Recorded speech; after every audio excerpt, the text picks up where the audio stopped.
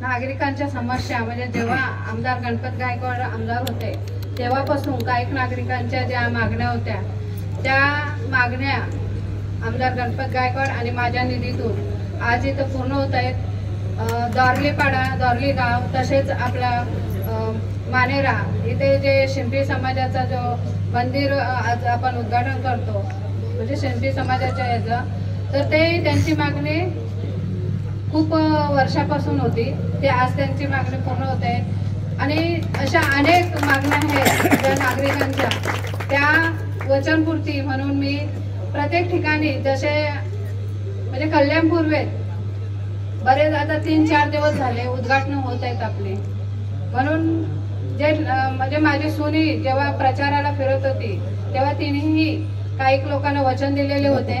आणि मला वाटतं इथे पण ती माझी सूनच आली होती। हा त्या सुनेच्या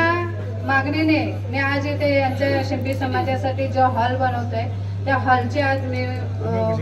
भूमिपूजन केला आणि ती वचनपूर्ती आज मी पूर्ण केली। संपूर्ण 6 दिवस नाही पण आजची जी आहेत